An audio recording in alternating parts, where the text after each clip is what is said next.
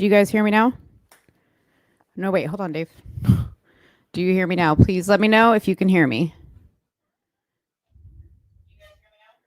All right.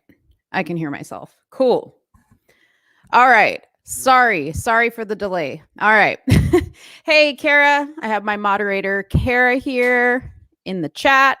I am so sorry. I pulled my soundboard towards me and I guess I unplugged it. So that was the problem. And I'm not a technical person. I'm the YouTube person. So I had to call my tech guy up here. All right. So while everybody comes in the room, we're going to be talking today about a few things. First, I'm going to give an update on Richard because I know everybody's been wanting an update on Richard. I've been getting so many messages about it. So I want to give an update on Richard. I'm also going to be talking about the ever so ridiculous AOC and her little abuelita, who's in dire straits over there in Puerto Rico. And then we are going to be giving some props to a mom in a school district in New York who laid in to the school board. And I was just blown away by this. I wanted to talk about it. I wanted you guys to see it. I posted about it, but I don't know if y'all saw it, but you got to see it. So we're going to play it here. Now, anybody watch the Trump speech tonight? Anybody? I know people are going to probably ask me in the live chat, but I thought it was pretty dang good. Okay. Now, I will say this. Number one, Trump looks amazing. He looks like he's lost a little bit of weight. He looks like he's almost de-aged himself. And he seems to have taken some of the criticism that, people were giving on how he speaks, a little bit of thought, because I kind of felt a little bit of a difference in a positive way about how he was speaking. However, and maybe this wasn't the right time, but it was just a lot of the same, like, yeah, we know this is what's going on. We want to know what you're going to do about it because, I think he played it a little too safe. I think he played it a little too nice, even though Trump really wasn't known for being a nice person, but I think he could have been a little bit more savage about it. And I would have liked to see it tonight in the speech. However, overall, I gave it, a thumbs up for sure. Okay. So let's see how many people we have in here really quick. I hate that my live chat never tells me how many people I have in here. Okay. What I am happy about seeing is I see a whole bunch of people here from the Let's Talk Darling fam, which tells me you guys have subscribed, become a member. I love to see it. I appreciate it. I'm going to be, obviously, you people that are in there, and then another 40 or so who sign up are going to be put into a drawing for a $100 gift card. So if you are watching this and you have not become a member, make sure that you hit the join tab on my main page, which I think you can only see when you're looking at it on a computer. I don't know how to see it on a phone, but when I subscribe to other people as members, I have to always do it on my computer. Okay. All right. So let's get started with the update on Richard. I'm going to give a really quick kind of overview for people who are like, who's Richard? If you haven't seen my previous videos on Richard, please go check them out because they're going to show and tell a lot more detail than what I'm going to give you here today. Because frankly, I don't have time to go through the whole entire story, but I'm going to give you the Reader's Digest version of what's been going on with Richard. Okay. So Richard is this gentleman, 62 years old, who was referred to me via my Venmo challenge that I did last time for the waitress in a restaurant that I went to go have breakfast at. We blessed her with almost $400 in cash as a tip. She wasn't expecting it. It was amazing. I later caught back up with her, found out that she got to pay off her car. She got to pay off her credit card, which was amazing because we blessed somebody. You guys did that. You guys helped with that. So I had somebody tell me about this guy, Richard, who worked at a fast food restaurant here in Dallas. And initially, when it came to me, he, just noticed this man and he said, wow, like how amazing this elderly man is running food orders back and forth in the parking lot at his age. And here you have younger people, more than half his age, complaining about having to get up for work, collecting unemployment, living off their stimmy checks. And he really wanted to bless this man. So he asked me to start the Venmo challenge up again. And hey, Brock, what's up? And asked me to start the Venmo challenge up again in his name, which I usually don't do it in a particular person's name. I usually try to make it a random thing. And I really, didn't know much about Richard other than the fact that I thought the story was very, very touching. So I started to talk about it, started to raise money about it, posted his picture, and Brandon and Corinne both reposted my posts about it. So of course it got tons and tons of traction. Well, we raised almost $5,000. I frankly haven't looked at it recently. So between Venmo and Cash App and PayPal, there may be over $5,000 in there now. But I mean, I was never expecting to get that far with it. But we did, and it was incredible. So because the money got to be such a large amount, I couldn't just bring $5,000 in cash and hand it to this man in the parking lot of a fast food restaurant. I decided, well, I better coordinate with his boss, right? So I called up to Whataburger to coordinate with his boss, and actually had my friend who was kind of helping me at the time, and he's the one that referred Richard to me, help me with that. And he comes to find out that there is a much bigger story with Richard. It was a very, very sad story involving abuse, physical abuse, mental abuse. They were stealing all of his money. I mean, when I personally met him for the first time, he had bruises on his arm. He told me, I mean, it was amazing that he trusted me the way he did, but he told me, yes, they're abusing me. I go cash my check. I give them everything. They've taken my stimulus money. He was getting some money from unemployment from a previous job. They were taking that. It was just incredible, like how deep this story went. So I decided that, because of the situation he was in, we couldn't just hand him over this money because they were just going to take it. So in true Monique fashion, I get way too involved in this situation and just get to know Richard. And I say, well, we have to really help him. We have to help him out of this situation. We can't just leave him here. And it just evolved into this big thing. And I go into all the detail about that and what we did in my previous videos, which I will link after I put this video up. I'll link it below so you guys can see it, or you guys can go look for it. But ultimately what we decided is we needed to find him a new place to live. So we got in contact with a woman who owned a property out in a city about an hour and a half away. I'm not going to give too many details on here. And she has an animal sanctuary, and she allows people to help at the sanctuary and live on the property in exchange for living there. And then of course she pays them and all that other stuff. So I got in contact with her and we talked about it. I explained Richard's situation.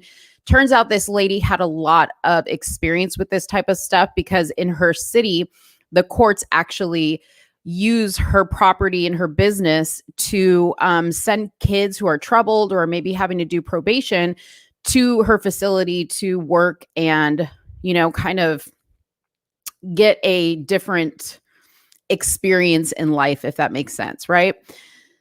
Well, when we started talking about the move, Richard had said to me, I still want to continue to work at the same place that I'm working now, if I can, but just in that city, because this is a chain restaurant and there's, several of them all over the place.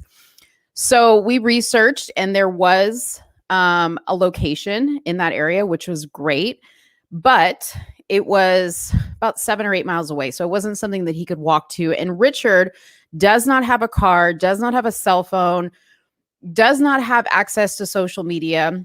when I tell you that he is a legit prisoner in his home, like they account for his every move. They only let him go where they need him to go when they need him to go, and he doesn't do anything outside of that. So we needed to get him a car. Well, I started posting about it and making videos about it. And once again, Officer Tatum came to the rescue, and he reposted and asked his following if anybody knew of somebody who could help us in getting a car donated. And from what I know, because this is like new development, right? From what I know, there is a car dealership that has reached out to him that I think is willing to donate a car. I believe he said, and I'm only saying this because he said this on his live. So I think it's okay for me to say it, but I don't know too many details. I see somebody raising their hand. I don't know what that means. I don't know too many details other than that, but I do know that he is working on that on the back end, and he's been super, super busy. So I've been trying to like coordinate with him and get a hold of him just to get some type of updates. So I'm still waiting to hear back about that. Now, as far as the actual move, something happened a week and a half ago where Richard, I called his boss to check in on him and just kind of give him an update, because I have to call her to talk to him because he doesn't have any way for me to contact him. And I find out that Richard is in the hospital. So this is a new development. I don't think anybody else really knows about this. But he was in the hospital with a dislocated shoulder. Now, the story that he gave, which is very typical of Richard, because after talking to him multiple times, as any person who is in a situation like he is, they make excuses for their abuser. And Richard has told me many times that, you know, maybe it's possible he deserves to get hit and mistreated because, you know, sometimes he makes mistakes or doesn't do things the way they want him to do things. And anyways, he had a dislocated shoulder, which he states happened when he fell going upstairs. Now, I have been to Richard's place of residence where there are no stairs. I've also been to the residence of the people that own the condominium that he lives in. And he oftentimes walks to their house to help feed their animals. They have no stairs either. They have a one-story home. There's no stairs going up to the door. There's no stairs anywhere. And because Richard doesn't go anywhere but work, home, or their house, I know for a fact it's very, very close to impossible that he would have fallen going upstairs or tripping. I am willing to put money on the fact that they probably hit Richard once again and dislocated his shoulder. So the situation has become that much more urgent to get him out of there. But the problem is that it caused a delay in him being able to go back to work, which was the only way that I could communicate with him, the only way I could see him. I mean, I drive to his work, which is about 20 minutes away, to, you know, have longer meetings with him when I need to talk to him. But if he's not at work, I can't speak with him at all. So there was like a whole week where I just didn't have any communication with him. Well, I found out he's back at work on light duty. His arm is in a sling. And now we need to get him out to the ranch to meet this lady and kind of tour the property where he would be living. There is a trailer, like a motorhome, that he would be living in. And the owner says that the trailer is very nice, but it needs a water heater and it needs some minor repairs, obviously, because nobody's been occupying it for a while. So that's something that I'm working with her on to help with that, and help with the expense. We're using the money that we raised for Richard to pay for anything related to him being able to move into this motorhome. We have to get his social security card. We have to get him a passport as well. And I explained that in the video why we need to get him a passport, but there's just expenses that are going to be taken out of that money, you know, so it's not going to be like we're going to hand him $5,000. Although if we continue to raise money, whatever's left over after the expenses will all go to Richard. It's all Richard's money. We're just using that money to help him. Okay. We also, if we get a car, we're obviously going to have to insure it. We're going to have to pay for registration, all this other stuff. So I always have my Venmo open, which the information is in the description box of this video, I believe. If not, it's in my other videos. You can pay Cash App, Venmo, PayPal. So I'm always taking donations for him until this thing is over, because there's going to be expenses related. A lot of people have suggested that I open up a registry for him on Amazon, which is really, really sweet. However, we have everything we need for Richard's new home, like towels and sheets and all this other stuff. We just have to get him there. So that's where we're at right now, is we're waiting to hear back about a car, and we're waiting to hear back on when he can move into this trailer, pending the repairs that we need to get done to it. Once we have all that information, it will be quite an interesting next move, where we're going to have to come up with a plan, which we've kind of come up with, to extract him from where he's at when these people are not home. They're dangerous people. Okay. I'm not going into what their history is, but I have done a background check on them, and there is very bad stuff in their background. So they're not safe people. We don't want to put him in any danger. So when we make this move, we will be alerting the authorities to help us, be on site so that he can safely get his stuff out if they come back. Okay. A question people always ask me: why have you not notified the authorities now? Well, there's a reason for that. The way the system is right now, because of the whole defunding the police, just in general, how they handle these types of cases, we want to avoid a situation where the police come to do a well check, which is what they typically do, and talk to Richard or talk to these people, and then maybe leave and maybe say, okay, well, we'll be back, or we have to notify a social worker, to come visit. What happens then is, now they know he's been talking about it. Now they know they are being watched. And that could result in them getting even more violent with Richard, which is what we want to avoid. So there's very good reason. We're not trying to evade the law by any means. I'm well aware that I have a legal responsibility to report this, as does Richard's employer. But our concern is his safety. Like I said, he's an elderly. 62 is not elderly, but if you saw him, you could see that he's not the type of guy that could defend himself. Okay. So that's where we're at with Richard. So we basically just want to keep taking in donations for him, so that we can put those donations towards getting him into a trailer, getting all the repairs done needed for him to move in there and it be, safe for him. And I am working with a contractor to help me do that. So he's going to be going out there to go look and make sure that, everything's up to code and all this other stuff. So there's a lot of stuff going on in the background. But I've been trying to keep everybody informed, because like I said, people have donated so much money to Richard and to help Richard. And I want you guys to know what is being done with that money as much as I possibly can. So keeping it honest, 1000%. Before I move on, let me just look at the questions that are coming up here. Is he able to stay at the ranch long term, or is it a temporary living situation until he's on his feet? So she has not put any type of time frame on it. However, I have suggested to Richard that he use it to get on his feet, because I don't think that long term it's a good place for him to stay, right? Not that it's a bad place, but I think that it's good for him to get on his own. I suggested to him that he apply for his Social Security benefits, right? When you add up, Richard has been very forthcoming with his paycheck stubs and how much he makes and all this other stuff. So when you add up everything he actually makes a pretty decent salary for a single person.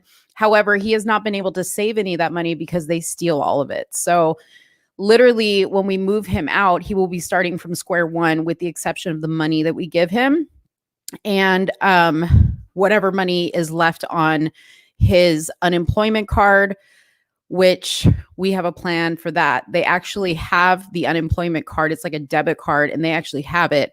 However, we're going to report it stolen right at the last minute, so that they can't use it anymore and we'll get a new one issued. So we have a lot of plans going on in the background. But yeah, I mean, I think the long-term goal, Kara, is to have him, stay there for like 6 to 8 months, if that, save up his money, put a down payment on an apartment and get out on his own. I mean, I think that's what he really wants. And by all means, he can take care of himself. He's not like, a helpless old man by any means. So I think it's very, very doable. So that's the goal. George says, Richard has to be willing to move out of the place where he is and work and live at this place operated by this kind woman. Yes. Okay. So Richard is well aware of everything. I don't do anything without consulting with him. And early on when this all started, I asked him, do you want my help? Do you want to get out of this? Because it starts there, right? Like there has to be a will for you to want to change what's going on. I think that what's going to be really important once we get him out of there is also setting him up with services that are available for people his age, to get some mental counseling, because he is very damaged from the abuse. I'm concerned also because a lot of the hits he takes are actually to his head. And I consulted with a nurse who specializes in geriatric care. And she said to me that is commonly when you see these types of situations where there's elderly abuse, they will sometimes kind of fast track into dementia and things like that because of the abuse constantly to the head. So he seems, when I talk to him, he's very, very like clear-headed, very intelligent. But like I said, he is very much with that abuse mentality of protecting the abuser, not so much protecting, but making excuses for them. Saying, they mean well, they don't mean to hit him. Sometimes it might be his fault, things like that. So it's a very, very sad situation. But at the same time, like I have a lot of hope that we're going to be able to help him. But I'm just very, very anxious to get him out of there as quick as possible. So any other questions before I move on to AOC? Any other questions? I'm going to give the chat just a second while I set up my next situation.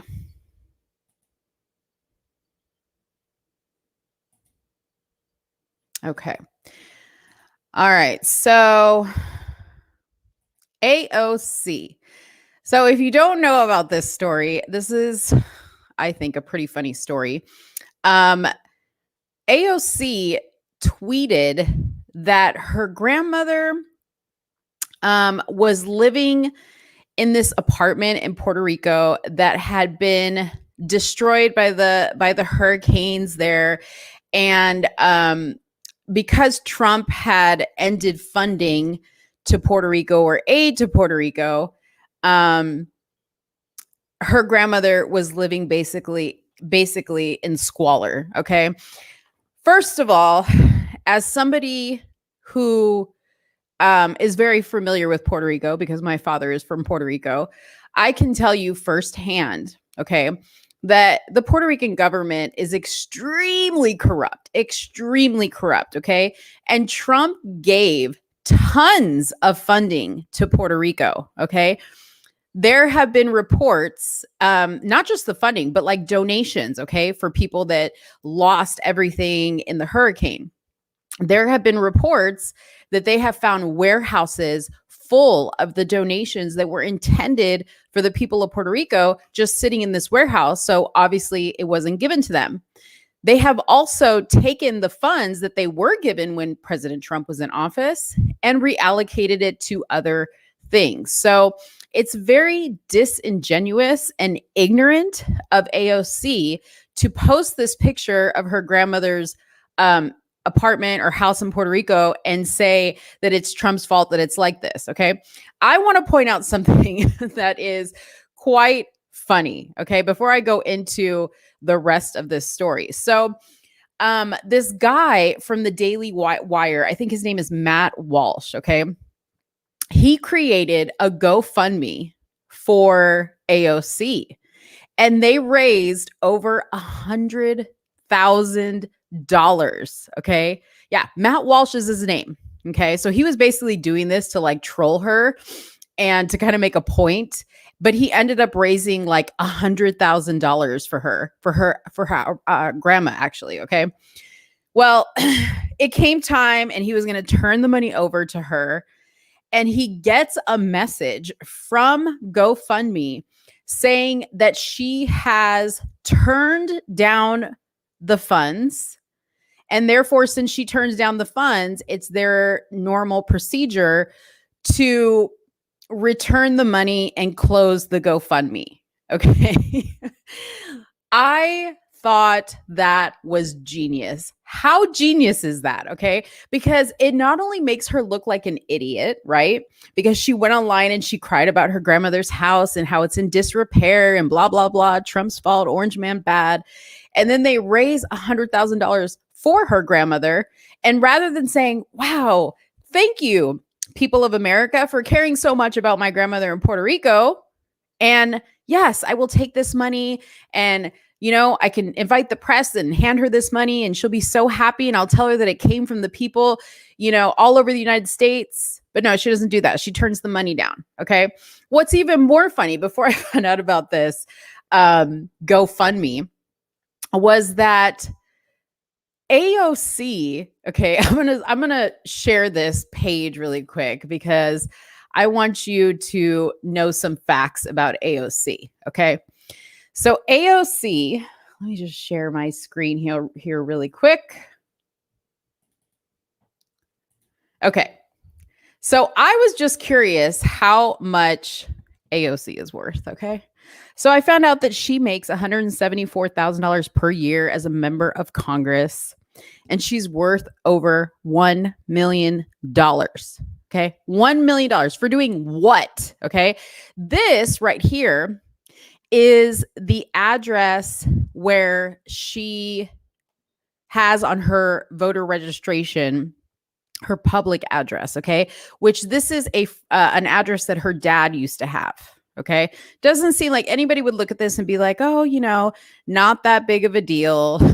She lives very humbly. I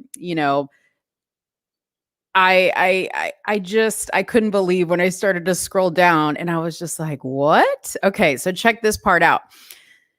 So the neighbors that live in this building have told the New York Post they've never seen her in the building.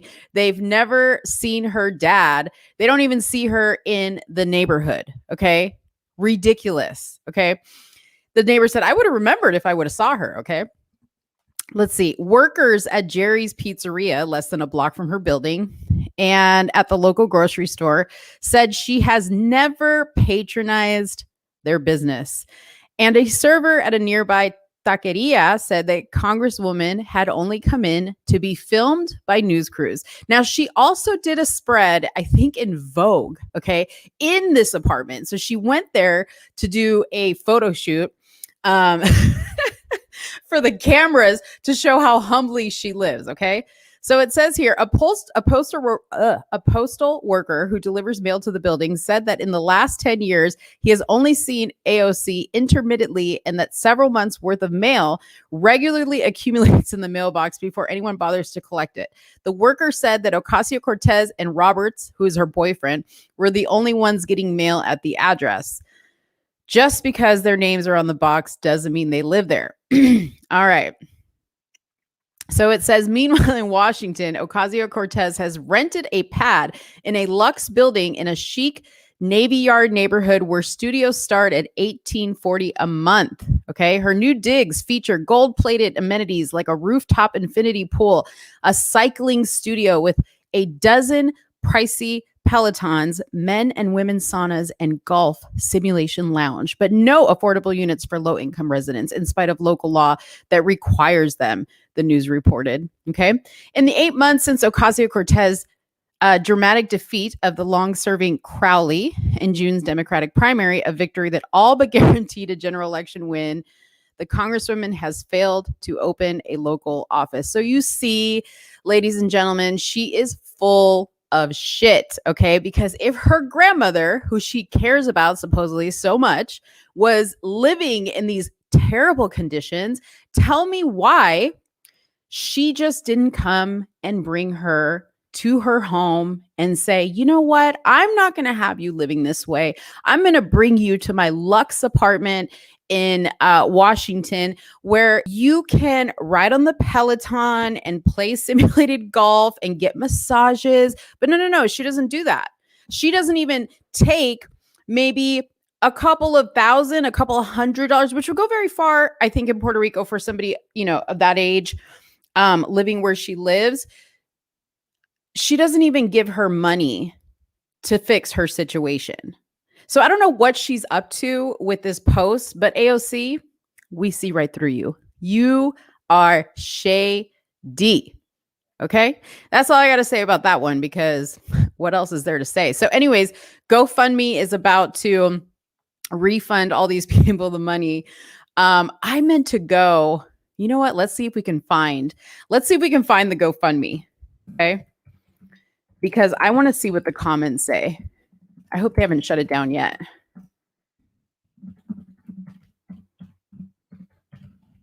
Let's see if we can go through the comments. I want to know who was donating. Let's see. They probably already shut it down.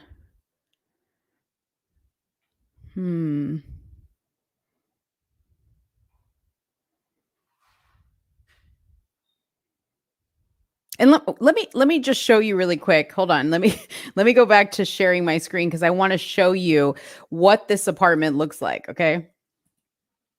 I mean, it's not something that like AOC couldn't be like, well, let me just pay for them to do the repairs here. Okay. So here is the apartment. So it's got obviously some damage, and who's to say, because we know she's a damn liar. But who's to say that this is even her grandmother's apartment? I mean, to me, it doesn't even look like anybody's living here. But she could have just said, hey, take a picture or send me a picture. She could have Google imaged a picture. I don't even know that this is her grandmother's apartment. But this is it right here. So you're telling me AOC couldn't have taken some money out of her big ass fat salary and done the repairs that needed to be done for her grandmother? Give me a break. Give me a break. Okay, let's see if they have a link. So here was the GoFundMe, $104,153. Man, that's crazy. Okay, let me go to GoFundMe. Wait, does it say what the name was?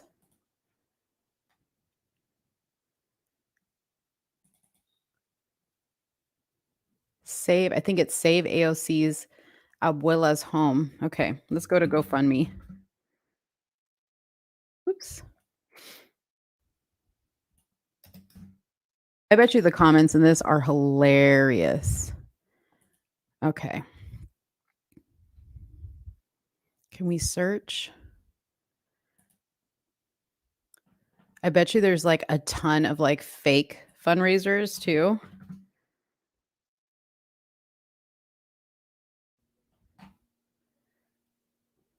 Oh no, they shut it down. Yep. It's gone. It's gone. Yep. So they took it down. So yeah, we can't look at it. But I would have been like really, really curious to see what the comments were there. Okay. Let me just look back at the comments really quick before we move on to the next topic.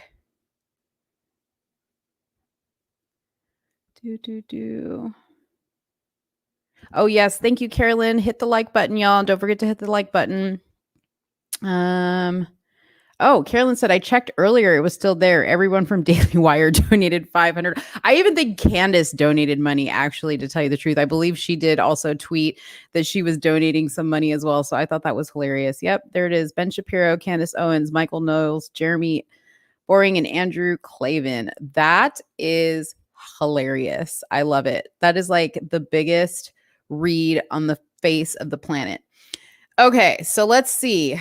Next story. And then I'm going to add one more story because I just learned about this. So I thought we'd probably talk about it. Okay, so there is this mom. I'm going to play a video. This video is about 11 minutes. I want you guys to hold on through it with me because you guys have to watch this video. So I'm going to set it up really quick. This woman was giving, let's see, I guess she got up at the board meeting at the school of her kids.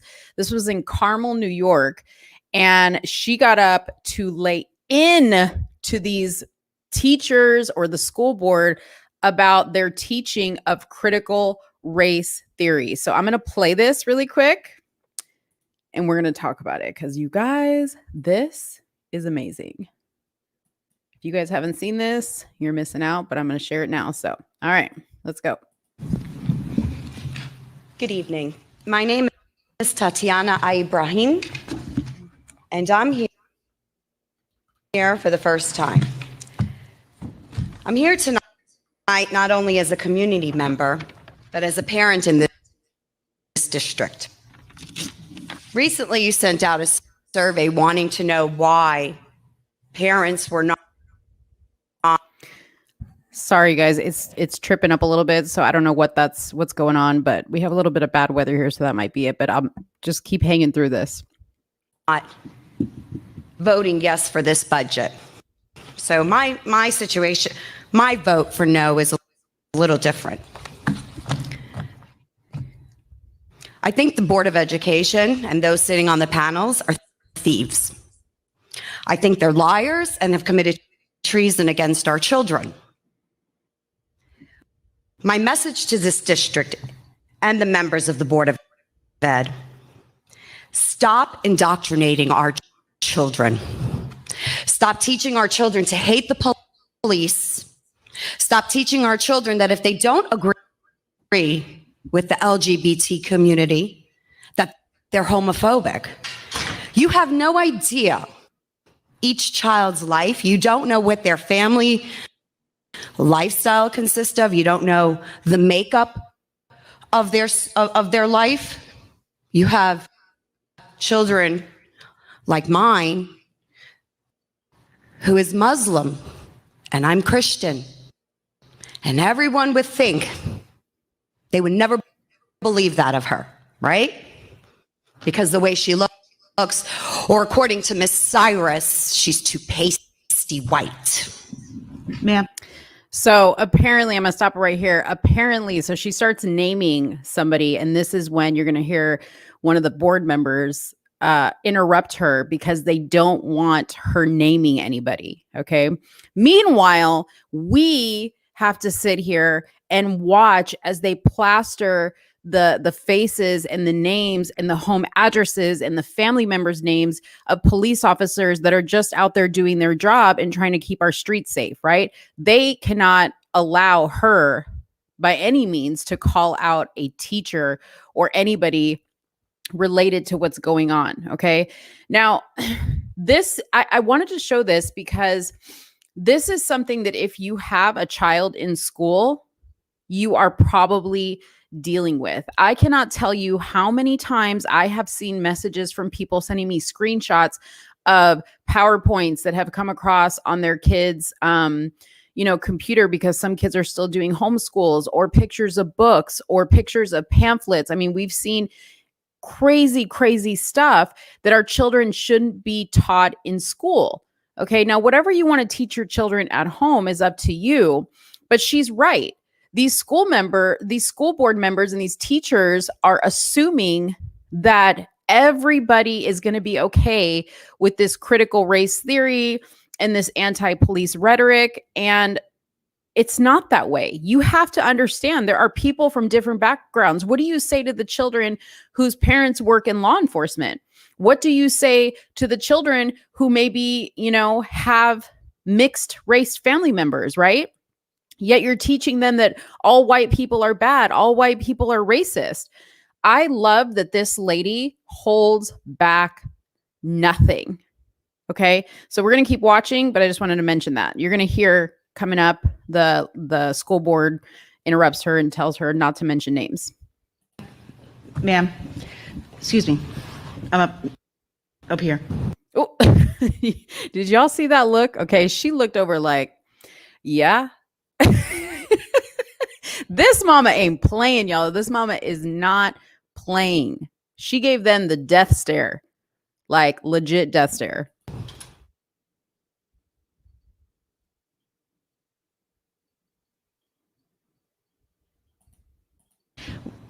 We're not allowed to use names. If you have something you'd like to discuss about a specific person, you can call the superintendent or leave your info for her to call you tomorrow. Why are we not allowed to discuss names? Why am I not allowed when they purposely themselves expose themselves on social media, talking about calling for the death of a former president, or saying that any child that doesn't believe in Black Lives Matter should be canceled out? Is this what my tax dollars is paying for? You're teaching my children and other children that if they believe in God Almighty, they're part of a cult. These educators put their own names out there. We have Mr. Barry, who took it upon himself with Miss Cyrus to create a curriculum. That should be it. Do you want the proof? I have the proof. You created a curriculum of Black Panther indoctrination. Ma'am, You use taxpayers' dollars. can I ask you one more time? I have no issue hearing what you have to say, but Why can we not let the public speak? Why can't we let the public know that you're teaching our children to go out and murder our police? Let me just say something. I think it's hilarious. Like if you see these people that they show sitting in the chair right here, they're like looking, have you ever seen like a tennis match and it's like the ball's that way, the ball's that way. They're like literally turning their heads and bodies like, oh shit, oh damn, oh shit, oh damn. And like if I were in this room, I would have stood up and clapped. Okay. Before this lady was even done, I would have stood up and clapped. And you know damn well, okay, these people feel the exact same way that she does. Maybe they're just too scared to say it. I don't know. But seeing somebody like this stand up and say what needs to be said and call these people out, she's right. You see these people all the time. And when I say these people, teachers all the time sharing on their social media their thoughts about certain things, knowing that their students and parents follow them on social media. This is the danger of social media. If you don't want somebody to say anything about it, then keep it off social media, because once you put it there, it's free game. Okay. So I would have loved to see these people clap for her and cheer her on and let this board know that they're not going to stand for it, that they need to let her speak. That's what I wish I would have seen, but that's not what happened. But this lady, she did a damn good job. So we'll keep watching. And again, I apologize for the choppiness. I don't know what's going on. Officers, do you want the proof? I have the proof. Is that what scares you? The proof that a parent actually standing up against all of you? Is that what scares you, to call out the names of these people? You work for me. I don't work for you. You have a duty. We are entrusting our children to you. We teach our children morals, values when they grow up to commit crimes and end up in prison and kill a police officer. It's our fault? No, it's your fault. You're emotionally abusing our children and mentally abusing them. You're demoralizing them by teaching them communist values. This is still America, ma'am. And as long as I'm standing here on this good ground earth of God, I will fight. Walk out. Can we just get an amen in the comments for this lady? Like, this is what we, not just in school board meetings, but this is what we should be saying all the time. Okay. We should be saying this all the time. It should not matter. Okay. She is 100% right. We are in the United States of America. We pay, those of you that pay taxes, property taxes, homeowners, whatever it is, you are paying these school board members and these teachers' salaries. You have every right to demand that curriculum that gets taught in the schools is appropriate for their children. Okay. Here in Dallas, it's crazy because we pay something called the Robin Hood tax. And what that is a tax for the El Paso school district. Now, El Paso is 12 hours away from Dallas. Can anybody tell me why somebody in Dallas needs to pay for the El Paso school district, which is probably loaded with illegals, especially now, okay, to fund their school district? And God knows what is going on and being taught over there. Because El Paso, my understanding of El Paso is quite liberal.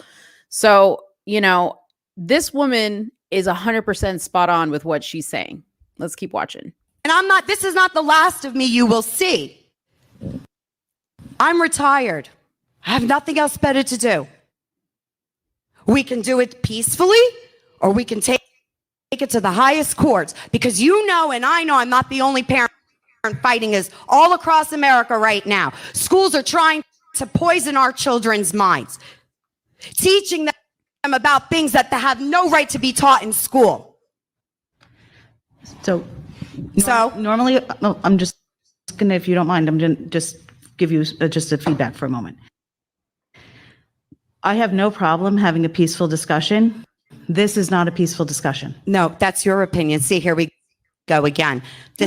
See, these people are pussies. What's not peaceful about this discussion? She has a right to stand up there. She's not getting violent. She's not calling anybody names. She's not saying anything personal about anybody. She's talking to them as a whole, and she's addressing them as a whole. And she says, we can handle it. We can continue to handle it this way, or we can get real down and dirty in the courts. And then in the courts, you're not going to have this whole, well, we need to have a peaceful conversation. No. You are going to answer to this mother. She is not leaving until you give her the answers that she needs, or at least that you hear her out. And this lady is stuttering, okay? She is stuttering because she just probably cannot believe that somebody is going to stand up and disagree with them. But that's what needs to happen. See, this is what I've been talking about for a very long time, that nothing will change until we stand up and we get like this with people so that they know we're not okay with it. That's why these other parents that are in the room, it's nice that this lady's doing it, okay? But can you imagine the impact if all these parents said, no, you shut up and you listen to her. We are behind her.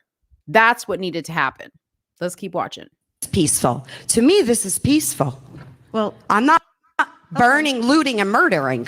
This is peaceful. I did not accuse you of that, but I don't have a problem having a conversation with you, a peaceful conversation, which is, this is not. $6.95 per child in the middle school to buy a curriculum from readtome.org that wasn't even approved by the Board of Ed. The administrators took it upon themselves to buy these books with taxpayer dollars while COVID is going on. How many families are struggling to pay their mortgages? Listen, by all means, you want to teach kids these things, fine. Don't do it on my dollar. Don't infringe on my religious beliefs. Don't infringe. Do you know who makes up the majority of this district? Children from police officers' families. Blue. Back the blue children. Do you know what these children feel like when they come home? Have you spoken to them? No. You're silencing them. This whole cancel culture. You're silencing the children. Where are their rights? They have no rights. Because if they don't believe in the indoctrination, the demonic, twisted, sneaky, vile acts and education, if you call it that you're teaching our children, they don't agree with that. They're either homophobic, they're part of a cult, they're racist. What's racist? Who defines racist? Why? Because do you know what race I am? Do you? You don't. You don't even have an idea. I could be black, I could be white, I could be Asian, and you don't know. Who are you to determine that? Who is anyone to determine that. You know what? Children in the school system, children like other children, they don't look at color. Black and white children, Hispanic children, you know why they get along? Because they don't look at each other's color. So you're the racist, not them, not us. You're judging and dividing. You're causing segregation. Everything that we fought for, everything that I fought for years. So you have the right to stand here and tell me I'm not allowed to mention a name when the person, the Mr. Barry and Miss Cyrus themselves, you have ELA teachers giving out assignments on police murder to police are bad. You want the proof? Okay. Because we have it. So What policy do you have that teachers are not allowed to go on social media and indoctrinate?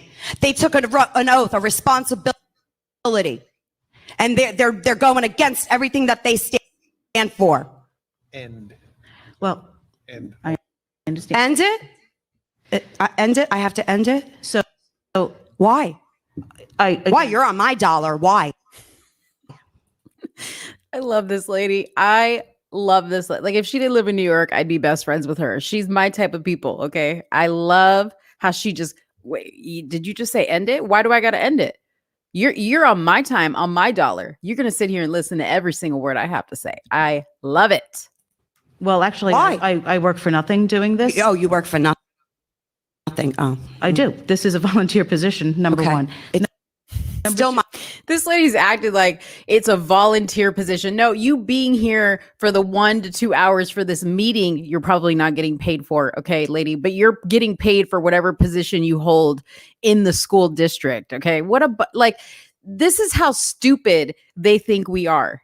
This is how stupid they think we are. Okay. Can you imagine if they're treating a parent this way, how they're treating their kids, how they're treating your kids in school? If this is how they would talk to a parent, to another adult, just imagine that. And these kids, they don't think that they can fight back. They don't think that they can argue. They don't have any say, right? Or they think they don't have any say. They're depending on parents, on us to stand up for them. I don't know if there's any kids in this room. I remember back in the day when, you know, they had these when I was in school. I used to go to these meetings with my parents, and I don't remember ever being like this. Okay. I don't even remember really paying attention, but I wonder if there's any kids in this room listening to this meeting. They might have a policy now that says no kids allowed. I don't know. My taxes paying for everything. I hear This what you're podium is every taxpayer's dollar here. We have rights. We have rights. And you're making general assumptions. No, I'm not making assumptions. I'm not. Because you I just- know what I'm speaking about. See, You know what? I don't I'm not- agree I'm not with you. gonna So it's an engage. assumption. Well, I'm not going to engage in a back and forth with you about this. So if you would like to make an appointment, I would be happy to sit with the superintendent. I don't and have a want to. The conversation. superintendent, the assistant superintendent already sent an email and stated that they had no idea that these books were being put in the students' hands. The superintendent already stated that they had no idea that the funds of taxpayers were supporting this. Black Panthers. Do you know Black Panthers is a domestic terrorist group? Do you know that it was condemned as a terrorist group? Do you know they kill cops? I have a problem when you're trying to kill a police officer. I have a big problem with that. I have a problem when teachers are passing out flyers, recruiting children to go to the courthouse to protest Black Lives Matters when you have people sit. Can you imagine? I don't know what the grades are for these kids. I don't know if they're high school or whatever, but they're putting out flyers for these kids to go protest in the name of Black Lives Matter at the courthouse. Can you imagine?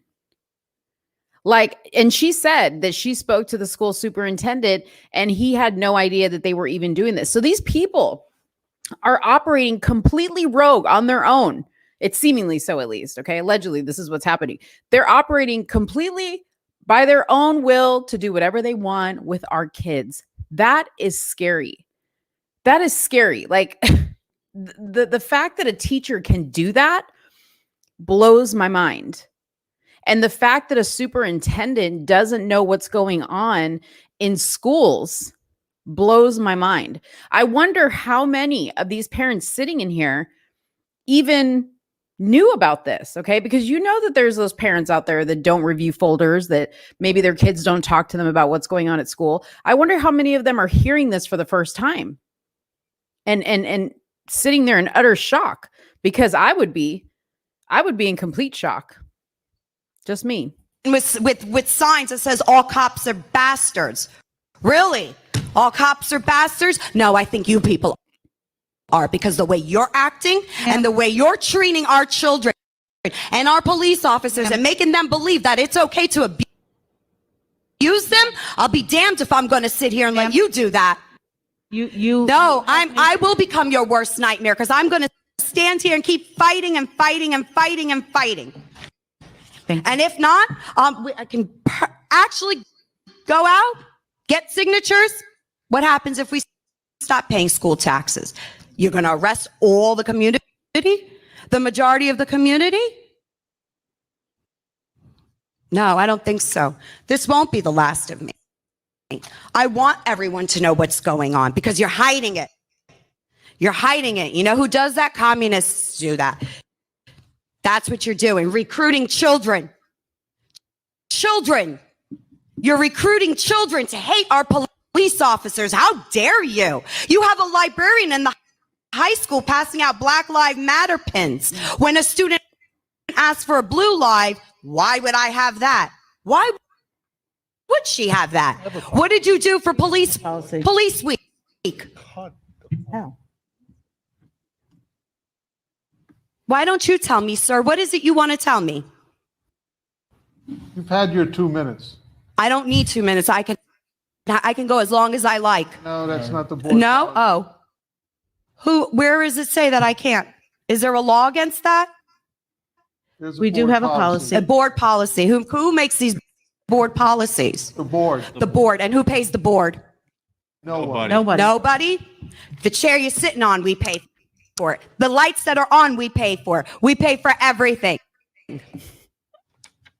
You want to silence me because I spoke the truth. I spoke the truth. Everyone out there heard me. Whether they agree or they don't, they're going to start looking into it. And now you're exposed. That's all. It's going to end. This indoctrination and hatred towards our police officers, this systematic racism and cancel culture is going to end. You came to the wrong school district to do this. Okay? You need to respect every child. So therefore, no politics should be discussed in school. Rather it be conservatism, democratic, liberalism. You gave a survey after the elections. Why? Why did you ask students who they voted for? What did it matter? No answer, huh? You have no answers for me. I didn't expect an answer. That's okay, though. We'll get them some way or another.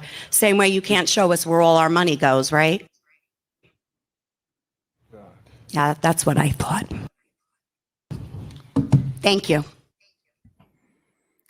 Woo! You guys. Oh my God. That lady, y'all. Let me just tell you, okay? That's when I would have been like, okay. I would have, what was that for those of you guys who are movie buffs? That scene in Ace Ventura Pet Detective when he's like, can you feel that? Like, I would have been doing all that. I would have been acting a fool in there. This woman, like, I don't know if they haven't had her on Fox, but I tagged Candace Owens in this because I was like, you need to have this woman on your show. And we've seen so many videos of parents, laying into the school boards for one reason or another, whether it's about masks or whatever. And we've seen so many. I mean, I would love just like a panel of these parents that have gone viral, doing this, because these parents are strong and these kids need to know that they have incredible parents, incredible role models who are going to fight tooth and nail for them to have good educations and to be safe. These school board members had their pants pulled down and they were bent over this table and they got it good. Okay. In Spanish, we say paliza. They got a big ass paliza, which is a beating. I love it. Okay. I'm going to keep reading up on this story because I want to see what happened after this. But boy, I'll reshare this on my Instagram right now, as a matter of fact, so that, well, can I do it right now? Let me see. Hold on. I'm going to reshare this. So if you guys want to share this, please do get this out. It was posted by Sebastian Gorka. So if you guys want to go see it, if you guys want to share it, please do. It's amazing. This is about the third time that I've listened to it. All right. So I know I said I was going to talk about 3 subjects today, but I actually wanted to talk about these 2 armed teenagers in Florida, okay? They got into a shootout with 8 deputies. Did you guys hear about this story? If you're like me, you're probably going to say no. No, I didn't hear about this story. I did not hear about this story until I saw B. Tatum talking about it on his channel just before I went live. And I was like, how are we not hearing about this? We hear about every school shooting that happens. How is it possible? Well, I'll tell you how it's possible, because, ladies and gentlemen, they are white.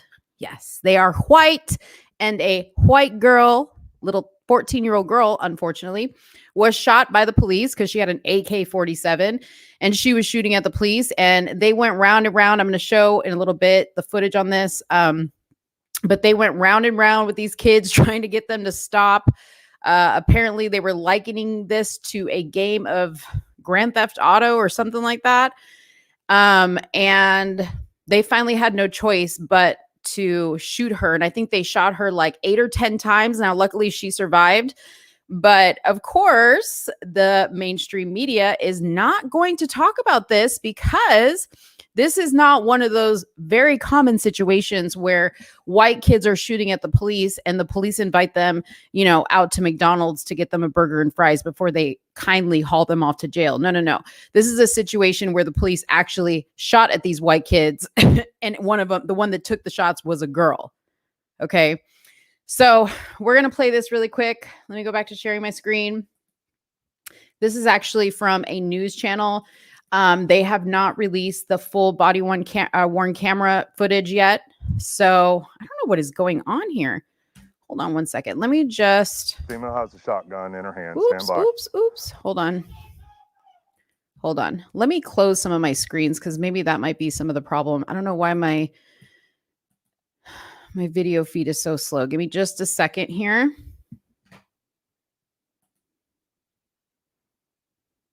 Okay. Let me go back to sharing my screen. Hopefully this will help.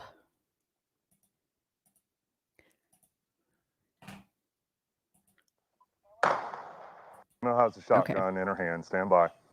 Put the gun down now! Okay, so they're real quick. I'm going to kind of set this up. So they are at this kid's, I don't want to say it's like I guess it's their place of residence. It's like a group home type of situation. And the police were called out there. I don't know the full story. So if anybody knows the full story, but I'm sure that they'll go into this on the news story here. Hold on one second. What is going on? Okay. Hey guys, just hold behind hard cover. Let's not shoot these kids, man. Let's just hold it up. Take our time. 10-4, they're shooting at me. Hold the air. Shot fired! God damn it. Shots fired again. Female now has a pistol. Juvenile male has a long gun. So does the female. Stand by. So they didn't just have one gun. They had several guns. Okay. And here's the home that they were at. And this is obviously at night, because this is like night vision. Okay. But you hear the officer say they got the female has a pistol and the boys have a long gun. Okay. Later on, they find out that they also had AK-47.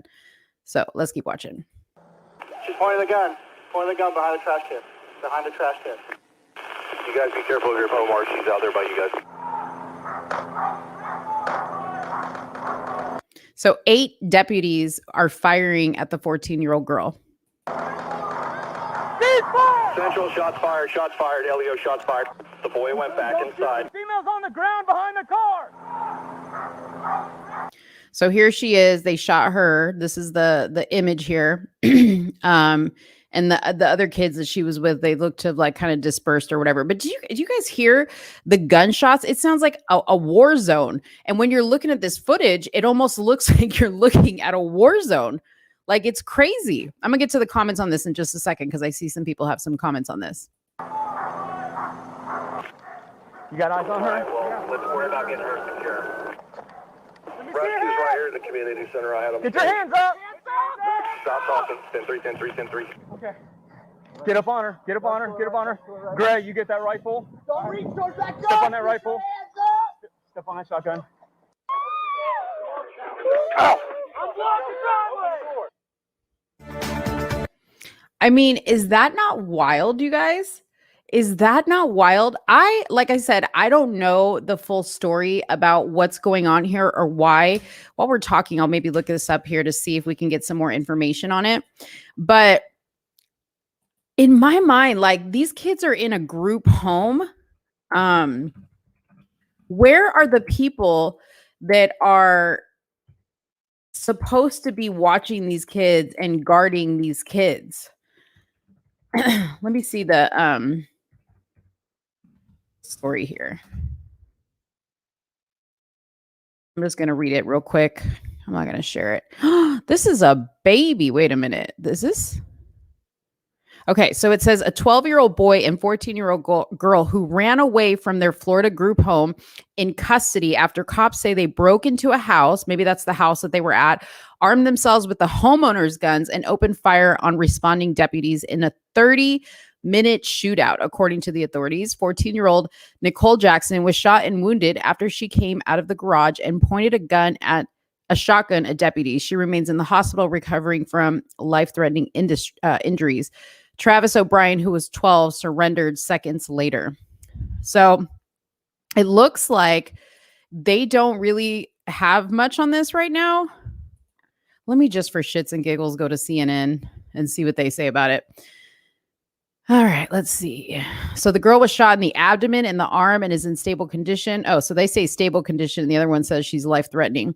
While the boy surrendered and was not injured, the sheriff said. I don't know what to say, where we have gone wrong, right?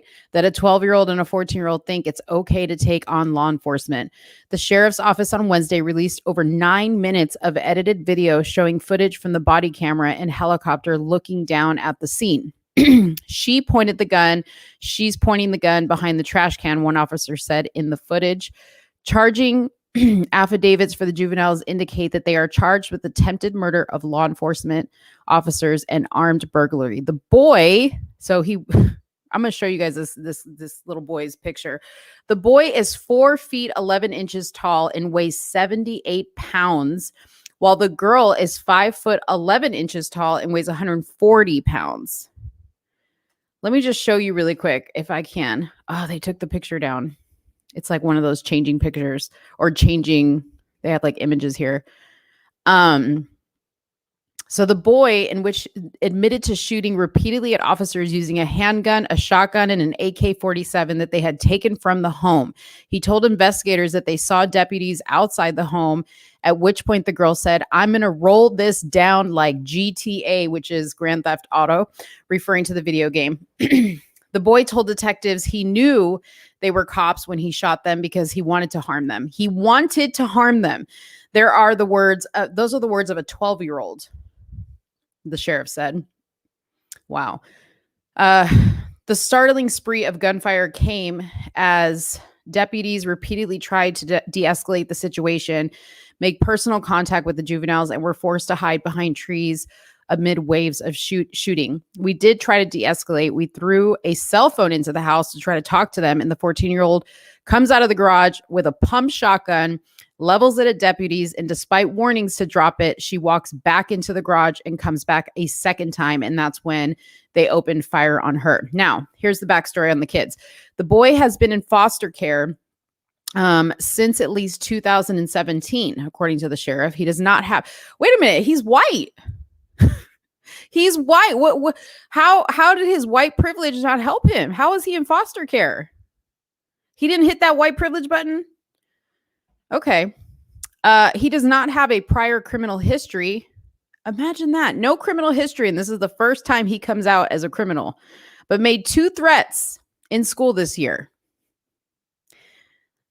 Once threatening to throw a brick at an administrator, and 5 days later threatening to kill a student and spread his guts all over the bleachers. Okay, so this little kid makes a threat at a school administrator, then threatens to kill a student by saying he's gonna spread their guts all over the bleachers, and that doesn't get reported.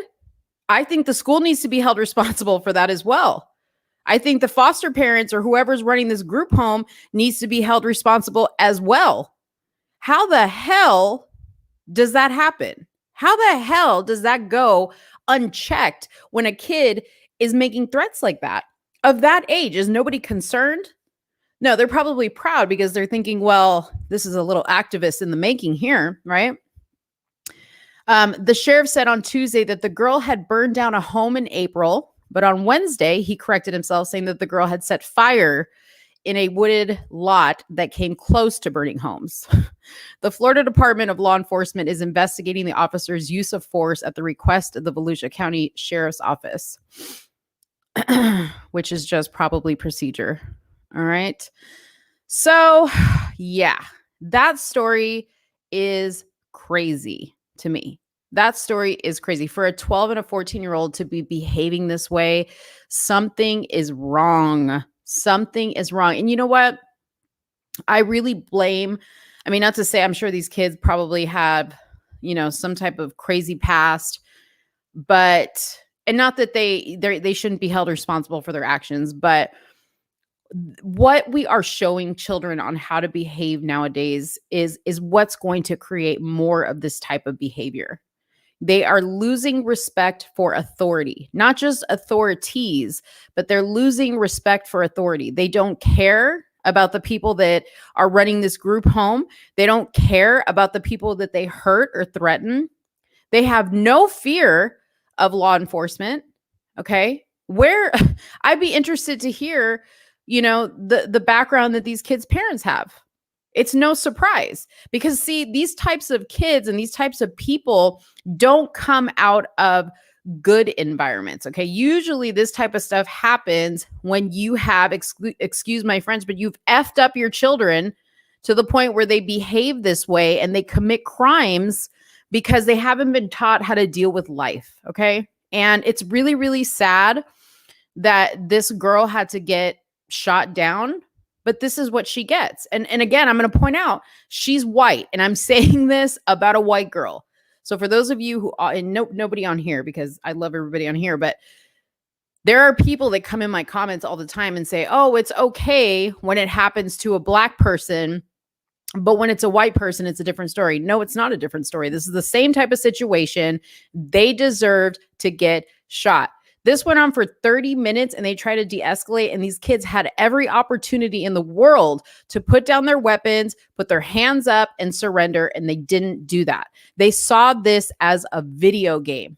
So what does that tell you? That tells me that they spend a whole lot of time on these video games. And for parents who think that if your kid is sitting up in their room all day long on the video games, that they're not ingesting violence, especially if they already have a messed up life, okay? To them, it looks glorified, right? If you're not talking to your kids about what's acceptable, what's not acceptable, things like video games can fill their brain with ideas, right? And some of these kids probably don't even have a reason to want to live. Okay, they probably don't even have a reason to want to live. So what do they care who they hurt? What do they care if they die? You think they really cared if they died? I don't think so. Clearly, the girl wasn't afraid. She came out of the garage, went back in, and came back out again with an AK-47. Seriously.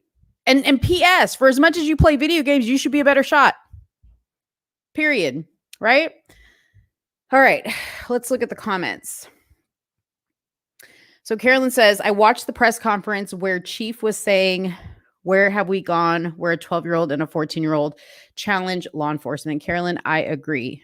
Carolyn also said, And P.S., if you are a member, I'm going to get to your comments first. Okay. So Carolyn said they broke into the house and the homeowners weren't home, but told police he has a bunch of guns in the house and they armed themselves and tried them. So, you know, if you are a responsible gun owner, and I don't think we've heard anything from these people, but you should have your guns locked up for this very reason, that people can walk into your house and take your weapons. So again, it's a shame. Now, Dogface Gremlin, you said something interesting. You said you saw a part where the cop said, "Don't make me do this" on Fox. I did not see that anywhere, but if you have a video clip that you can share with me, send it to my let's talk darling at gmail.com, because that'd be interesting. I didn't see that anywhere. I haven't even heard that reported. But again, I haven't heard much of this reported, period. All of this sounds a lot like the Cultural Revolution in China in the 60s. Yeah. Lock up your guns. Amen. So anyways, those were some of the stories that I wanted to talk about tonight. And I added that last one in at the last minute because I myself just learned about it. So anyways, does anybody have anything that they want me to talk about? Any questions? Everybody that's just joined, welcome, welcome. Make sure you guys hit the like button before you get out, just to show this video some love and make sure that we beat the algorithm, because I can tell my viewership is down. And I think YouTube is, I say this every time, YouTube is blocking me for sure. Anybody, comments, questions? We can talk about any other topics that you guys want to talk about. Doesn't have to be on these.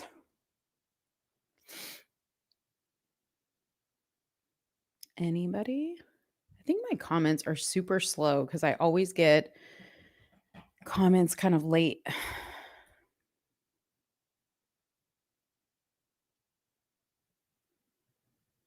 No?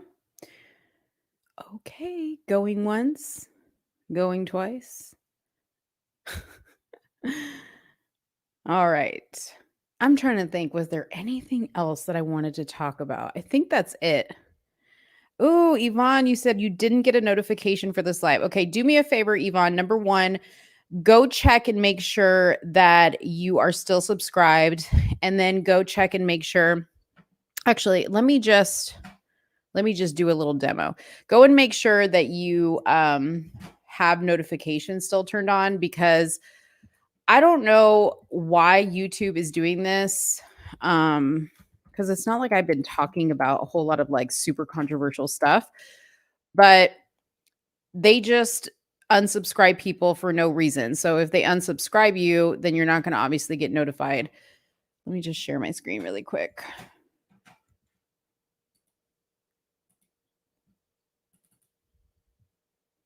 Okay, so here I am on my YouTube page. So this is what it looks like on the computer. I know it looks totally different on the phone, but up here, if you click this button, this is how you join the Let's Talk fam. Okay, if you want to join that, you're going to get special little badges that let me know that you've joined the fam. It'll be posted here in the live chat. If you do it while we're on the live chat, it'll show. Yvonne, okay, so were you already subscribed or you had to resubscribe? I'm just curious. But if you want to go and, oops, sorry, I'm in my back end office.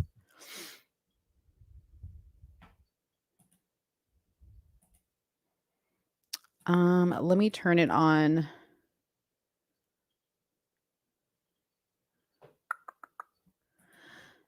Well, you see, I see it differently because this is my channel.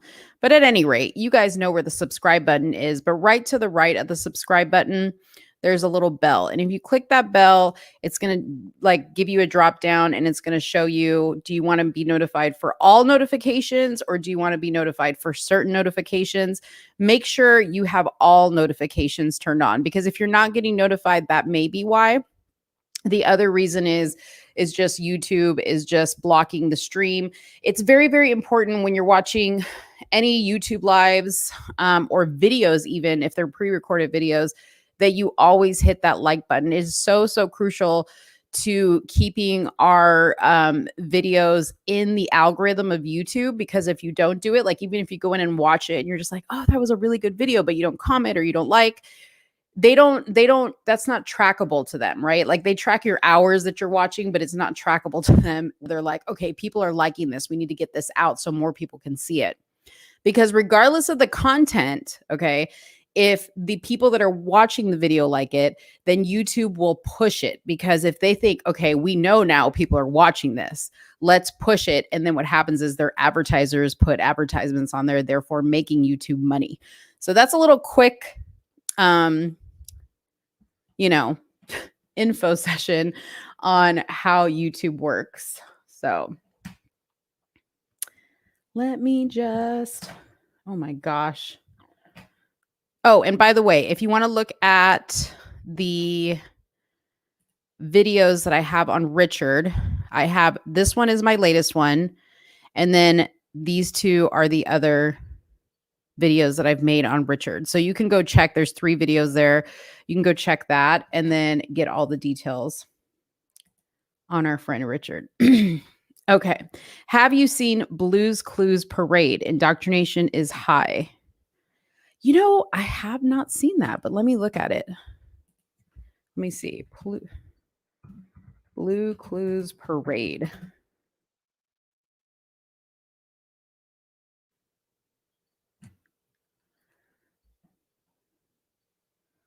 Let me see if this one's it. Hold on. Let me share my screen so then everybody can see it.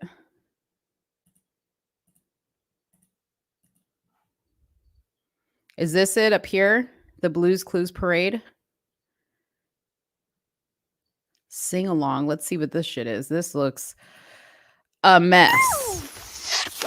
Hey, Blue, look at all these families. Hi, families. It's time for a pride parade. Hold up. A pride parade? On Blue's Clues? Okay, so we got a dinosaur, a crocodile, all holding a pride flag. And then we got a big old drag queen here. Oh Lord, let me just see what this is. Hold up. Families marching one by one, hurrah, hurrah. Families marching one by one, hurrah, hurrah. This family has 2 mommies. They love each other so proudly. Y'all. Carolyn, thank you for sharing this. Now, understand, I got to pause it for a second because otherwise YouTube will start banning this video. But if y'all want to keep seeing this video, just hit the like button. Just keep hitting the like button. This is crazy. So apparently this little whatever crocodile has 2 mommies. One's obviously, I don't even know what to think right now. Let's keep watching. And they all go marching. Whoa. Y'all see the microphone right here? Look at this. She's got a fist, like the black fist, the BLM fist in the microphone. You see that? Wow. In the big parade. Families marching 2 by 2. Look at, there goes another one. Look at this shit. Hurrah, hurrah. Families marching 2 by 2. Hurrah, hurrah. This family has 2 daddies. They love each other so proudly, and they all go march. Why does the one dad have a boa on? Oh my. Dave, are you hearing this? He's not hearing this. He's downstairs with his headphones on playing video games. Okay. This is crazy. Marching in the big parade. Come on, friends. Families marching 3 by 3. Hurrah, hurrah. Families marching 3 by 3. Hurrah, hurrah. These babas are non-binary. They love each other so proud. Non-binary? Dude, kids don't know what that means. They should not know what that means. This is insane. I may have to do like a whole separate wow. Wow. Proudly, and they all go marching in the big parade. Families marching 4 by 4, hurrah, hurrah. Families marching 4 by 4, hurrah, hurrah. Trans members of this family all love each other so proudly, and they Trans members of this family love each other so proudly. What? Y'all, we have listen, we have to like as soon as y'all get off this live, don't get off yet, but as soon as you guys get off this live stream, y'all need to share this on your social medias and tag Blues Clues and whoever Blues Clues is, I think it's Nickelodeon. This needs to be canceled. This is insane. This is insane. My kids were watching Blues Clues when they were infants. Okay, like infants. How are they doing this to our children? This is crazy. I'm like blown away. Okay, but let's keep watching because there's like this video is 3 minutes. Like how many categories can we go? They all go marching in the big parade. Come join the fun. Families marching 5 by 5, hurrah, hurrah. Families marching 5 by 5, hurrah, hurrah. Some people choose their family. They love each other so proudly, and they all go marching in the big. I mean, I don't know if that's like referring to adoption. Some families choose their families. Or is that just saying like or is that like supporting BLM's, do away with the nuclear family? Like we're just going to be a tribe of whatever. What do y'all think? Do you think that this is referring to adoption or to just the dissolution of the nuclear family? Hooray!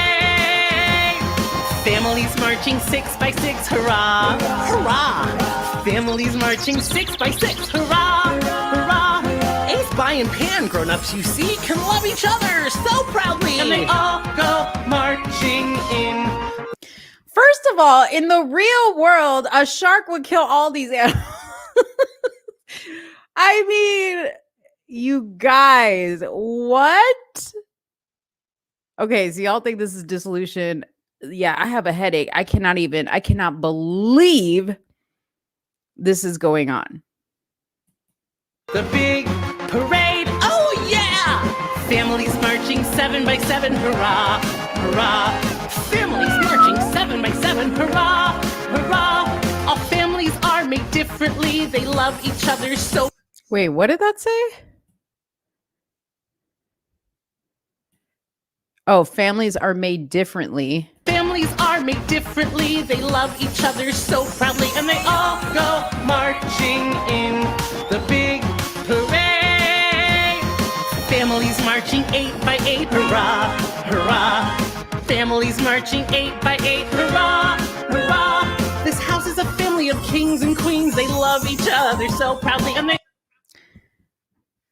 What? A house of family of kings and queens? What? I'm confused. Okay, I'm an adult and I'm confused. How are toddlers, babies watching this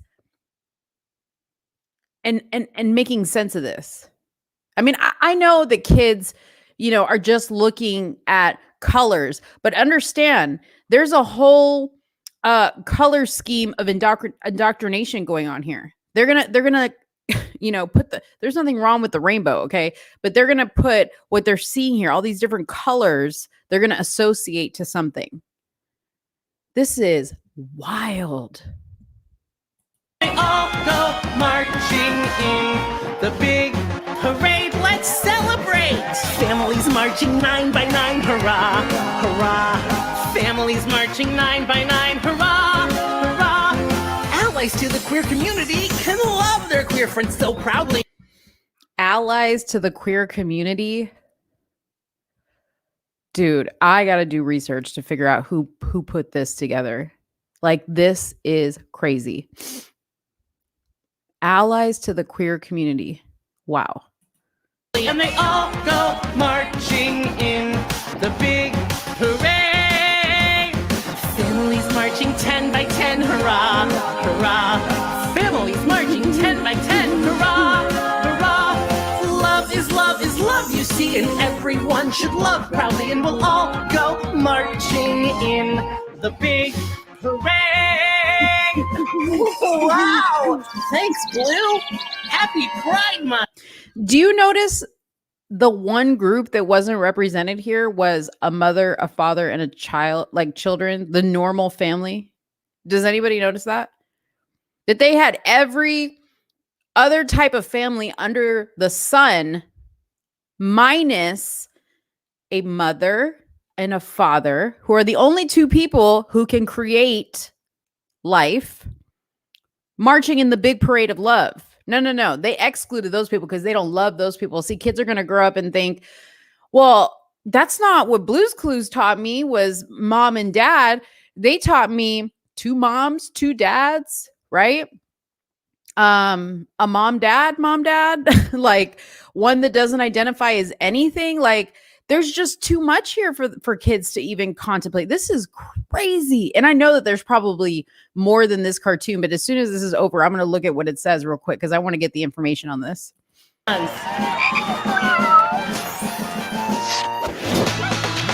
can ask your parents to subscribe to Nick Jr.'s Blue's Clues and You YouTube channel for new videos every week. Okay, so does anybody? I was wondering the same thing, Pedro. What does the MTF on the Bears shirt? That one of the Bears had something that said MTF. What does MTF stand for? If somebody can Google that for me. And look at, they turned off comments on this because they were probably getting slammed. And you want to hear something even sicker? Is parents put restrictions on YouTube accounts, okay, so that your kids can just look at YouTube Kids. And this is the garbage that's on YouTube Kids. Nothing is safe anymore. Nothing. Let me see what other stuff, because they had some other Blue's Clues. What is this? Celebrating Pride Month with Blue and Josh. What in the Hold up. Blue and I got so much great mail this week, and we wanted to share it with you. Yeah, what'd you say? You got an email. Bye. Oh, bye. Ah. We just got an email. We just got an email. We just got an email. We just got an email. I wonder who it's from. It's an email from our friend. Hi guys, hello! Happy Pride Month! Pride Month celebrates that everyone should be equal, no matter who they love. We celebrate Pride Month because people in the LGBTQ+ community who used to be treated unfairly. Do you know damn well this little girl is reading lines, or she's learned lines? I mean, she looks like she's probably a child actor. But did you hear what she just said? That they're treated, people in the LGBTQ community are treated unfairly. Wow. Yeah, leave a dislike on that parade. Now bullshit. They can do themselves openly and proudly. Look, I made a pride decoration. These flags represent different parts of the LGBTQ+ community. This rainbow flag is called the Gay Pride flag. Wow. This flag is called the non-binary pride. Wait. They got their own flags now? Where have I been? All I knew about was the rainbow flag. I didn't know about all these other flags. This flag is called the lesbian flag. And this The lesbian flag? flag is called the transgender pride flag. There's so many more flags. Lots of different communities celebrate Pride Month. Bye, Josh. Bye, Blue. So cool. Thank you so much for sharing that with us. Y'all, they're committing child abuse right here in front of us on a channel that is meant for our children. Are you kidding me? And what happened to old dude that used to be on here? Who's this guy? Now they got to put an Asian guy in here because they got to be woke. Oh Lord. And look at this. Look who's coming up. This guy looks familiar. But look at him. He's with a child. This is crazy, y'all. This is crazy. They are doing this out in the open. They're abusing these children. Now, I'm not saying, you guys, that gay people are bad people or whatever, however you choose to live your life. But what I am saying is, do not confuse children. Okay. They need to grow up learning that a man is a man and a woman is a woman. And the only person that identifies that is God. Now, if you grow up and become an adult and decide that you want to be Sheila or Bob or whatever you want to be, that's fine. Okay. But don't start this crap at this age. This is crazy to me. Crazy. Like I can't even believe, thank God Carolyn showed this to us because I can't even believe what I'm seeing right now. Hi Josh, hi Blue. This is my uncle Jonathan. Hi Josh, hi Blue. Happy Pride Month! At my house, we celebrate Pride Month with my uncle Jonathan making rainbows fly. Amazing!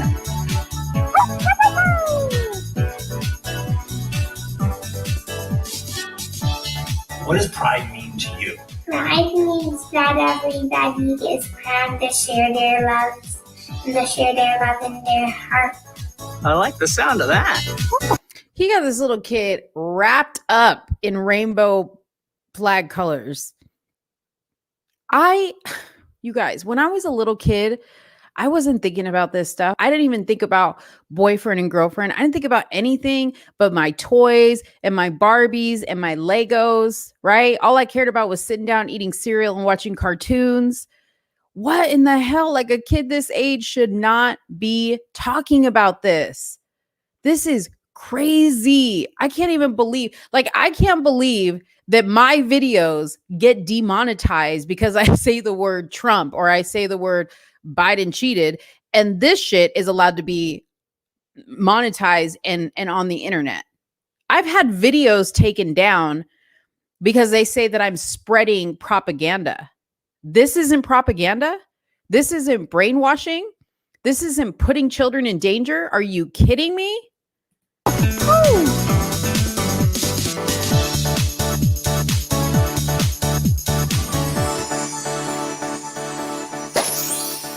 Bye, Josh. Bye, Blue. What a special family tradition. What the hell is this? Hi, Josh. Hi, Blue. Happy Pride Month. She's got a shirt on that says, I love my two dads. I love playing beauty salon.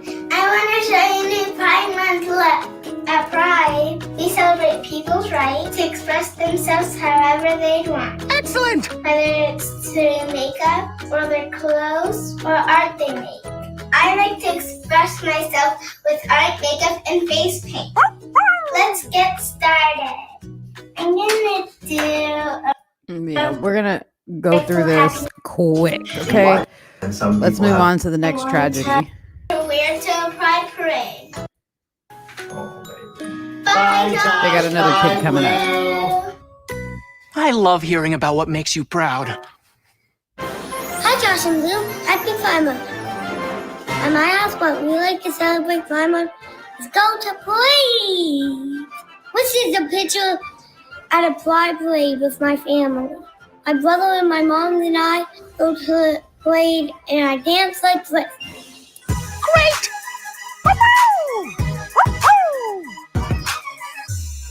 At Pride Parade, we get to see all different kinds of families. So I'm really curious where they're advertising for this stuff because I, like I said before, am an actress and I have access to a site called Casting Networks, which is where all the casting is done for all over the United States and even internationally. Now, granted, I may have to change my settings on what's showing up there, but I'm going to look and see if they have castings for this type of stuff because this is insane to me. Like, how are they finding parents who are willing?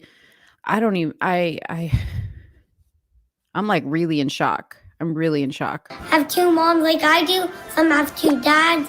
Some have a mom and a dad. Parents who go by they. Some families have one parent, and some has a lot of people in the family. There's all kinds of different kinds of families. I love celebrating Pride with mine. This is a picture of me and my brother at a Pride parade. This is a picture of me at New York City Pride parade. This is a picture I drew. This is me at a Pride parade picking up food. Amazing! I wrote the word pride all by myself. This is another picture I drew. Me standing over a rainbow with my family when we are dancing. And I can't do this anymore. This is so sad. So sad. What's crazy is we're just sitting here on this live and I'm just finding, off of one video, I'm finding one after the other that is like this. And I'm seeing kind of on the right-hand side of suggestive. I should have looked at this stuff in incognito mode so it doesn't show me any more of these videos, because it's going to start recommending this stuff to me. But this is crazy. This is so crazy. This is a whole nother video to talk about this type of stuff. But I will tell you this, you guys, we need to fight back against this. If you have children, young children especially, you need to make sure you know what they're watching on TV. You need to make sure if they're putting this stuff out here like this on YouTube Kids channel, God only knows what they're doing in school. If I were a parent right now, I would go to the school and demand to sit in the classroom and watch. Now, when I was a child, parents would come all the time and sit in the classroom, for the day. Like it was like, your parent could come and spend the day with you in the classroom whenever they wanted. I don't know how it is now, but I would demand to be able to just say, hey, I'm going to be coming in and I need to observe the classroom. I honestly, I would. And if they don't allow you to do that, then you need to be worried and you need to pull your kid out and homeschool them. That's all I'm saying. This is concerning. Okay. So people are saying, let me go back to the comments. People are just disgusted about this. Oh, man. Basically brainwashing. If you ain't a man or a woman, what doctors do you go to? Exactly. Well, there's trans doctors that I'm sure tell you whatever you want to hear. And they wonder why we are so far behind in education. Carolyn, you said male trans to female. Oh, that's what MTF stands for. Male trans to female. Wow. Dogface says it's okay to use children if the purpose is liberal approved. Heaven forbid you put a child in a pro-life ad. It used to be. There used to actually be pro-life ads. I don't know if there were children in there, but I know that I used to see them all the time. All these children brought to you by birth, the abortion alternative. Back to you, Johnny. Wow. That's pretty, yeah. Well, I guess I can say I am pretty traumatized after seeing that. I'm pretty traumatized and extremely worried for our children. I'm thankful that my children are, I have one adult child and then, I have another one that's going to be 16. But I would cringe right now if I had infant children or young children, that to say the least, in the school system. I don't know. I don't know how you guys, I will tell you this. I will definitely be talking to parents when I see them and asking them, how much they know about what's being shown on TV and taught in school, because I honestly wouldn't be surprised with so many people being distracted by the internet, that a lot of parents probably don't know what's going on in their kid's life. Probably does not know, even as it pertains to school and what shows they're watching. Nowadays, little kids, have their own cell phones or they have TVs in their rooms, and who knows what they're watching while their parents are distracted somewhere else and just saying, well, I got the kid up in the room. They're not bothering me. I'm not worried about it. Parents, open your eyes. Your children are about to get abducted from you mentally. Mentally, they're about to get abducted from you. Like, no joke. Oh, so Carolyn, that's why you knew about it, because your children are young. And yeah, that is crazy. More traumatizing when 13-year-old explains this to you, right? And now thinking back to the video where you have a 12 and 14-year-old shooting at the police, it really doesn't even faze me why that would even happen now. You know what I mean? Like, kids are so damaged. Like, those of you guys who are on here who are my age, I'm, 43. Think back to when you were a kid and what you were concerned about. I never knew about politics. I didn't care about politics. I didn't hear about politics. I didn't know about gay people. I didn't know about trans people. I didn't know what crimes were being committed. I didn't know I think back to my childhood in those days, and I'm so lucky. Those of us that grew up with a childhood like that, are so lucky that we don't have, again, we didn't have phones. We didn't have that distraction. So we're so lucky that we were probably one of the last generations to not be affected by the crap that we are seeing today. Yeah. Dave says all he cared about was a skateboard. Pedro says my bicycle. Were you listening to this Blues Clues video that I was just playing? It was a freaking gay pride, like it was a pride LGBTQ pride parade. Sorry, I'm yelling downstairs. Oh my gosh. Wow. Crazy. Yeah. The guys are saying BMX, bicycles, skateboards. Exactly. Like, probably the worst thing I did when I was a kid was like make out with like the neighbor boy next door, but it wasn't even like a big deal. Like, we were terrified of getting caught. And I remember they had this like trailer and we would go sneak in there and like make out. And that was it. Like, there were no hands. And when I say make out, it was like kiss, kiss, kiss. Okay. But that was like when I was, older, like in the teens. Okay. When I was a kid, I was worried about Barbies and makeup, things that girls are concerned with. Insane. And we had dinner at the table every night with the family. Dogface Gremlins. Huh? Dinner was required at the table when I was a child. Our group doesn't hide this stuff from our kids, but we talk to them about it and explain what they're seeing like our parents did. It'd be interesting. Well, I guess I could talk to my kids, but my kids they think like me. Like, they think this is crazy. But it'd be interesting to kind of just like randomly like ask some teenagers, or kind of not too young kids, but what they think about what kind of programming they see on TV. I frankly don't watch. Yes, play spin the bottle. That's what we played. I frankly don't watch too much TV, if at all. So I have no clue like what's really on there. And like the few times that either I'm in a room where a TV is on, or I decide I'm going to sit down and channel surf, I quickly turn it off, because it's like just propaganda. And it just gets old. So that's mainly why I don't watch TV. And maybe that's why my children think the way they think, because we didn't have the TV on in the house. Now, they did have cell phones and all that other stuff. But I monitor even to this day, because, well, my daughter pays for her cell phone, but she lives in my house still. But to this day, I still have access to all my kids' social media accounts. I have their passwords for their phone, and I check everything. And I tell them it's not for me to be nosy. It's for me to make sure you're safe. That's it. So they don't really care about it. All right, guys. Well, I have been on for a little over an hour and a half. I think I'm done. I don't think I have very much more to talk about tonight, but I want to just encourage everybody to make sure you like this video before you get out. Again, if you want to donate to Richard and you want to know what Richard's all about, watch either the beginning of this video, which is the first thing I talk about, or you can watch the previous Richard videos.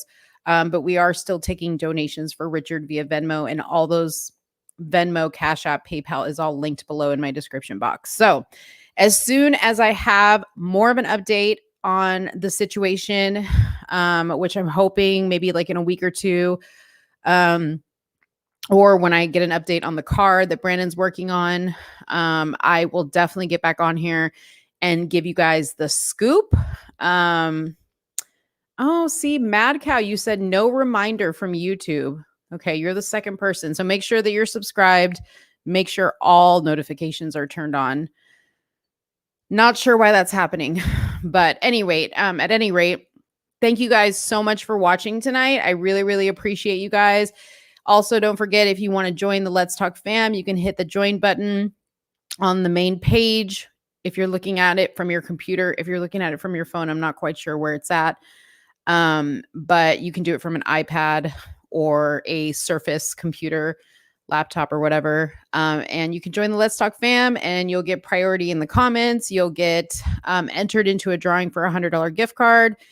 And there's going to be some other stuff coming, like one-on-one stuff that only you are going to get access to if you are a member. So thank you guys so much for watching. I appreciate everybody's time and spending a few hours with me tonight. And I will see you later. Thanks, guys. Bye-bye.